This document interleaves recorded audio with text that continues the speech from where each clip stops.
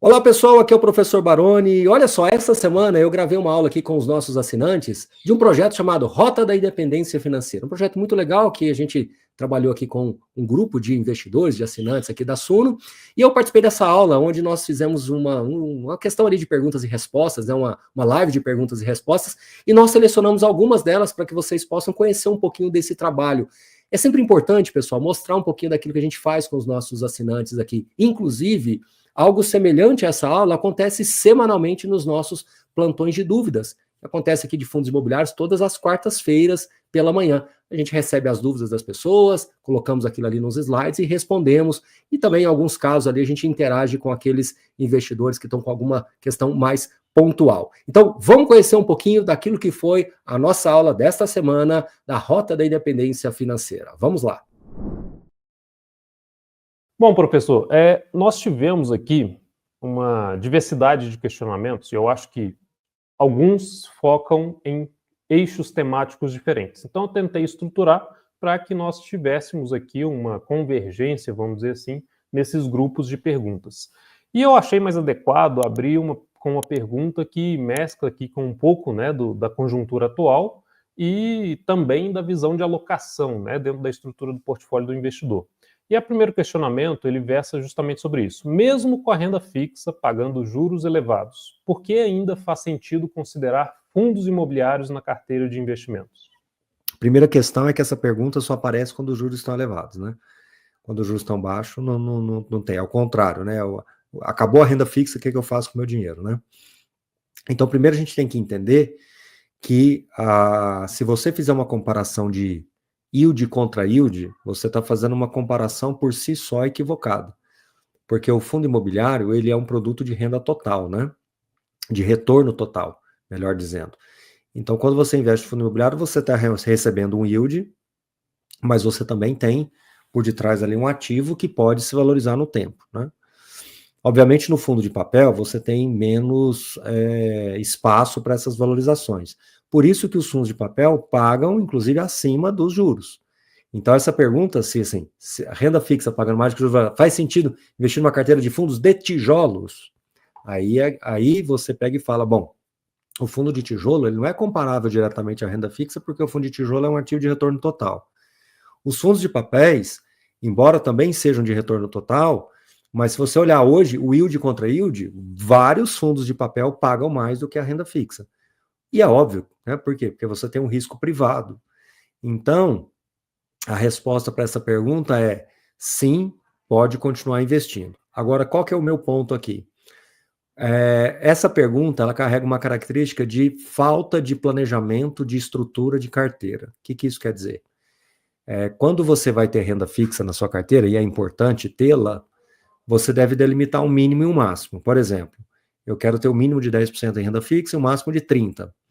Então, dentro desse escopo de 10 a 30, desse intervalo de 10 a 30, você vai balanceando os seus aportes. Então, se você tiver com pouca renda fixa, obviamente o carrego agora está bem positivo. Então, aumentar um pouquinho de renda fixa, direcionando um pouquinho mais para a renda fixa, não necessariamente vendendo os seus ativos para a renda fixa, mas direcionando, tudo bem, não tem problema nenhum, porque o carrego está positivo. Mas a pergunta, ela às vezes me dá uma sensação de que, será que vale a pena continuar investindo em fundo imobiliário? Então essa pergunta, quando ela vai nesse nível de profundidade, me preocupa um pouco, porque falta estrutura de carteira e falta entendimento do produto fundo imobiliário, principalmente de tijolo, que é o ativo de total. Aproveitando o João que está aqui, mesmo com renda fixa, ainda faz sentido investir em Banco do Brasil? Veja, o dividend yield do Banco do Brasil é menor do que a Selic. O dividend yield do Banco do Brasil não é 15% ao ano. Né? Então, se você for pensar só por esse caminho, eu não sei quanto é que está, mas o João pode me corrigir aí, mas imagino que seja menos. Mas só que o Banco do Brasil ele tem um ativo ali por detrás, que esse ativo também tende a valorizar. Então, ele é um ativo de retorno total também. Então, quando os juros caírem, em algum momento eles vão caindo, o retorno total de uma ação que tem um dividendo implícito alto, isso gera um retorno, uma TIR, né, uma taxa interna de retorno, muito superior a esse rendimento nominal da renda fixa. Então, a resposta é essa, espero ter ficado claro. E, João, se você quiser complementar alguma coisa nessa linha que eu falei do Banco do Brasil, talvez vá ajudar o pessoal a entender melhor. Não, é exatamente isso. Eu acho que a gente sempre pega essa pergunta quando o patamar do juros está muito elevado. Então tem esse aspecto aqui.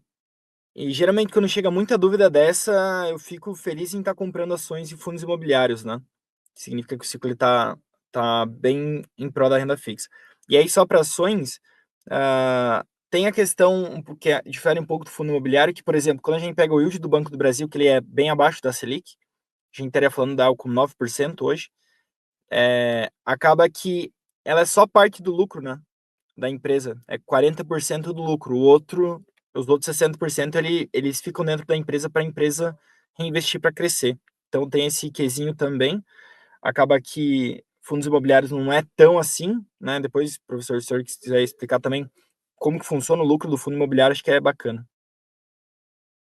Vamos lá, é que o fundo imobiliário ele distribui 95% do resultado, então realmente ele é mais na veia ali, né? Mas eu acho que o ponto mais importante de trazer aqui para vocês é o seguinte: é, se você fizer essa comparação com o fundo de papel, você vai perceber que já não é mais tão verdadeiro assim, porque o fundo de papel, embora ele seja um ativo de renda variável, o que tem dentro dele é renda fixa, que é o CRI. E aí, pelo fato de ter risco privado, ele paga mais do que o risco soberano, como o Tesouro Selic, ou um CDB mesmo, mais simples, né? Então tem muito fundo de papel hoje que está dando yields de 14% a 16% líquido de imposto de renda nos preços atuais. Então, é só para dizer que essa pergunta ela tem que ter um pouco mais de profundidade. Mas era isso, basicamente. Show de bola, professor. E eu acho que, assim, essa pergunta, ela casa com a aula que a gente já teve, aqueles que tiverem dúvida ainda sobre asset allocation, a gente recebeu aqui o Lucas Ramiro, que ele falou sobre composição de portfólio, estratégia de acordo com os objetivos, e casa também até com o painel que eu tive a satisfação de compartilhar aí com o Baroni e com o Thiago, no qual a gente falou sobre um portfólio resiliente, né, o papel de cada classe numa carteira focada no longo prazo. Eu acho que não deve ser um trade-off, né? Você pode ter aí diversas classes no seu portfólio, se isso conversar com a sua estratégia e com seus objetivos. E essa comparação ela acaba empobrecendo até um pouco aí do debate e da composição do portfólio focado no longo prazo, né? Segundo questionamento, o fluxo de proventos mensais e isentos é um dos maiores atrativos. Mas, além do dividendo, que outros fatores devem pesar na decisão de investir em fundos imobiliários? Aí até coloca, especialmente com essa perspectiva de tributação.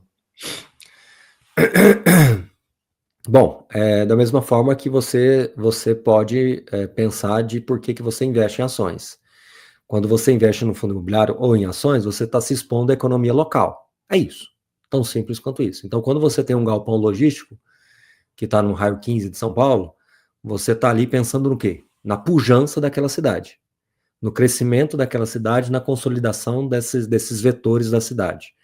Consequentemente, você também está apostando de que aquelas empresas que estão ocupando aquela área são empresas que vão também se beneficiar do crescimento econômico. Eu tenho uma frase que tem tempo que eu não falo ela, mas é importante vocês lembrarem aqui. É que não existe fundo imobiliário forte numa economia fraca. Então, se você tem uma economia paupérrima, muito, muito pobre, fundo imobiliário não vai funcionar lá, da mesma coisa que você não vai ter mercado de capitais. Então, se você pegar países muito pobres, não tem bolsa de valores, ou tem e é irrelevante, irrisória, né? Ao passo que se você tem uma economia mais forte, você tem fundos imobiliários mais fortes, imóveis mais fortes, locatários mais fortes e companhias mais fortes, uma bolsa mais forte. Então, além do dividendo mensal isento, você está se expondo à economia local. Então, você está acreditando, por exemplo, que as pessoas vão continuar indo nos shopping centers e consumindo porque essas pessoas têm mais dinheiro, têm um poder aquisitivo maior, mais elevado, que vai permiti-las consumir, e você vai se beneficiar desse consumo. É isso, né? Então, não dá para você imaginar, por exemplo, um país com PIB péssimo, um país pobre, e que você vai ter companhias listadas extremamente ricas. Pode acontecer isso no mundo afora? Pode, mas é muito mais exceção do que regra, e são casos muito específicos. Às vezes é uma empresa numa economia inteira que é muito forte naquela região, né? Mas, por exemplo, vamos pegar uma cidade ou um território extremamente devastado. Não dá para você imaginar que ali vai ter um prédio corporativo que vai ser ocupado por grandes empresas, né? Então é isso. Então é exposto à economia local. Perfeito. Eu acho que é um dos ativos que mais traduz também o termômetro da economia real, né? Pelo que você elencou. Bom, aqui eu elenquei essas duas perguntas casadas, mas eu vou fazer uma de cada vez, porque elas têm ali uma mesma relação, né? Desaguam no mesmo tema. Fundos imobiliários de tijolo e papel oferecem proteção inflacionária de formas diferentes. Qual é a mais efetiva no longo prazo? Tá. Vamos lá, uma pergunta que tem uma pegadinha aí.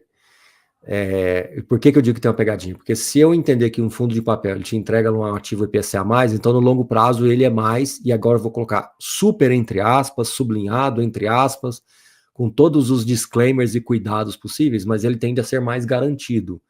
Essa palavra garantido é uma palavra péssima de se usar no mercado financeiro, mas eu estou usando aqui para fins didáticos. Porque você tem um produto que é IPCA+, então a garantia que ele vai te entregar. Tudo mais constante, né? Se não tiver um default e etc. Já no caso do fundo de tijolo, não é uma garantia que ele vai te entregar a inflação, é uma possibilidade. E essa possibilidade ela é interessante, que ela pode ser muito mais ou menos. Então tem fundos de tijolos que entregaram mais do que a inflação. O tijolo corrigiu mais do que a inflação e tem outros que corrigiram menos. Só o único cuidado que tem que ter aqui é que as pessoas querem que esse valor patrimonial corrija um reloginho como se fosse uma NTNB. Isso não acontece. E nós estamos num momento agora que nós estamos há 4 anos e meio aí praticamente com juros em 2 dígitos. Então, meus caros, quando você vai fazer o valuation de um imóvel corporativo, um imóvel comercial, né? E você faz ali o fluxo de caixa descontado trazido a valor presente com uma taxa de desconto alta, isso machuca bastante o valor patrimonial. Então, assim, enquanto a gente não tiver um cenário de juros baixos por um tempo um pouco mais alongado, as pessoas vão ter uma sensação que o valor patrimonial está parado e que o fundo de tijolo não corrige pela inflação. O fundo de tijolo bem gerido corrige. Baroni, você consegue pelo menos me provar um pouco disso? Eu consigo. É só você olhar, por exemplo, a quantidade de imóveis que estão sendo vendidos nos fundos imobiliários acima dos laudos de avaliação, acima dos valores patrimoniais. Muito mais em linha com aquilo que é a economia real, muito mais palatável com a economia real. Então essa é uma indicação interessante, tá? Na prática, né, só para emendar, posso emendar aqui? Pode, ficar à vontade. Então, na prática, FIIs realmente entregam a proteção contra a inflação, ou isso é mais verdadeiro para determinados segmentos indexadores? Na verdade, os fundos imobiliários entregam a proteção contra a inflação não como as pessoas gostariam. E, de novo, não é porque é fundo imobiliário necessariamente vai entregar. Isso é falso na essência. Não dá para você falar assim, de todos os imóveis do planeta corrigem pela inflação. Não. Você vai ter imóveis que vai corrigir mais, imóveis que vai corrigir menos. Mas da mesma forma que você vai ter ações que vão entregar mais ou menos retorno, acima ou abaixo de um CDI, ou acima ou abaixo do indexador. Então, o problema das pessoas, Guilherme e João e todos que nos acompanham, é que as pessoas querem que um fundo imobiliário, que é um ativo de renda variável, um ativo que está dentro da economia real, se comporte como um ativo de renda fixa, porque o brasileiro é tão apegado na renda fixa que ele quer que as características da renda fixa vão para os ativos variáveis e têm o mesmo comportamento. Isso é, eu diria, pueril, infantil, primário pensar dessa forma, porque seria o melhor investimento do mundo, né? Não, eu garanto, eu bato no peito e falo, eu garanto que o fundo imobiliário, a ação que você investir, ela vai corrigir reloginho acima da inflação para compensar você investir nele e não investir na renda fixa. Não. Se você quiser uma coisa mais garantida, de novo, com todas as aspas e cuidados, você vai para uma renda fixa tradicional. Lá você vai ter lá um IPCA mais 6, né? Agora, quando você pega um ativo do mercado, ele pode te entregar mais do que IPCA mais 6, ele pode te entregar IPCA mais 11, mais 10, mais 9, mas também ele pode te entregar menos do que IPCA, inclusive. Isso é perder dinheiro. Por isso que quando você vai para a renda variável, você tem que ter diligência para estudar os seus ativos e conseguir bons parâmetros aí de investimentos. Então, quando você me faz uma pergunta, ou isso é mais verdadeiro para determinados segmentos? Veja como essa pergunta ela é complexa de ser respondida, né? Olha que pegadinha, né? FIIs realmente entregam proteção contra a inflação? Essa palavra ela é super capciosa, essa pergunta ela é super capciosa. Eu sei que a intenção não foi essa. Eu tenho convicção, não sei quem fez a pergunta, mas eu tenho convicção que não foi com essa intenção. Mas ela acaba se tornando capciosa porque você está me pedindo para afirmar categoricamente que todos os FIIs entregam. Não, Baroni, mas eu estou colocando ali embaixo. Isso é mais verdadeiro para alguns segmentos, é mais capcioso ainda, porque eu vou falar, não, todos de logística entregam. Não. Tem alguns de logísticas que entregaram, que entregam, e outros que não entregaram, que não vão entregar. Está muito longe de entregar e possivelmente não vão entregar, só se tiver uma coisa muito diferente para acontecer, o que pode ser pouco provável, a depender da estrutura do fundo. Então, a cada caso é um caso, não dá para generalizar, porque toda renda fixa que paga IPCA mais 5, ela vai entregar IPCA mais 5, porque ela é renda fixa, por isso que chama renda fixa. Renda fixa. Renda fixa. Ela tem que ter prazo e tem que ter uma taxa pré-determinada, por isso que é renda fixa. Renda variável, ela não tem prazo e ela não tem uma taxa pré-determinada, por isso que ela tem mais risco e, consequentemente, potencialmente mais retorno. Só um disclaimer aqui também, que a própria renda fixa, apesar de, na essência, ter uma previsibilidade quanto à dinâmica de retorno, isso só é verdade se o investidor mantiver o investimento até o vencimento, né? Vai pagar IPCA mais 5 lá no vencimento. Se vender antes, pode até embolsar menos ou mais, né? E isso é muito legal que você está falando, que é a marcação a mercado, né? E no fundo imobiliário, isso é mais interessante ainda, né? Porque você tem uma marcação a mercado diária, e como ele não tem prazo para vencer, as pessoas têm uma interpretação errada. Então, se eu tenho uma renda fixa, olha que curioso, por isso que eu falo que o comportamento do investidor diz muito hoje dentro dos meus estudos. Porque olha só, se eu tenho uma renda fixa com prazo de 10 anos e ela está variando o preço unitário dela o tempo todo, mas eu sei que ela vai me entregar aquilo há 10 anos, eu fico tranquilo. Mas como eu tenho um fundo imobiliário que também está oscilando, mas como ele não tem prazo para vencimento, eu fico preocupado. É curioso, porque na verdade você está sujeito à mesma coisa, só que um tem prazo e o outro não tem. E aí, enquanto você deveria se aproveitar dessa volatilidade na renda variável e comprar com mais margem de segurança ainda, você se incomoda com aquilo. Mas na sua renda fixa, quem comprou há pouco tempo atrás IPCA mais 6, achando que estava fazendo o melhor negócio do mundo, já teve uma perda de capital relevante, mas ele não se preocupa, porque ele tem uma desculpa na cabeça dizendo o seguinte: não, mas se eu ficar até 2040 vai dar tudo certo. Sim, mas está variando, né? Então, isso é curioso, né? Perfeito, professor. Eu acho que a dinâmica do comportamento, que eu sempre gosto de falar, né? Boa parte do sucesso nos investimentos está relacionado ao psicológico e não ao conhecimento técnico, né? Mas, enfim, isso é uma pauta que a gente já teve a oportunidade de discutir aqui. Quinta pergunta: com a inflação mais controlada e possível queda nos indexadores, como o investidor deve avaliar fundos de CRIs atrelados ao IPCA e ao CDI neste novo ciclo? Aqui legal, só uma... controlado entre aspas, né? É isso que eu ia falar. É isso que eu ia falar. A inflação está controlada nos parâmetros de médias histórica, mas ela está acima da média, da meta, desculpe, inclusive da banda superior da meta.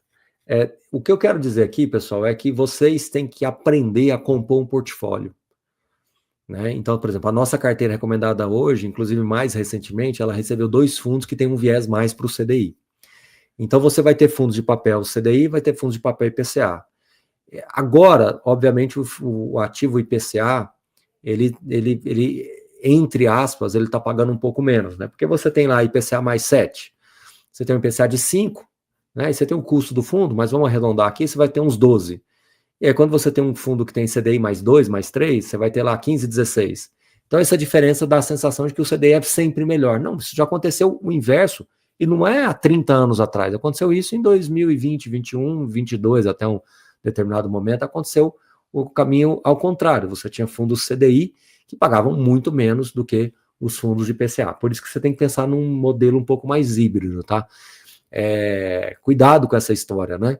Então, com a inflação mais controlada, tá? Até quanto tempo a gente vai ter uma inflação que na sua pergunta está parecendo controlada, mas ela está acima da meta? Será que ela tem risco de voltar para 7, 8 e inverter completamente essa lógica, né?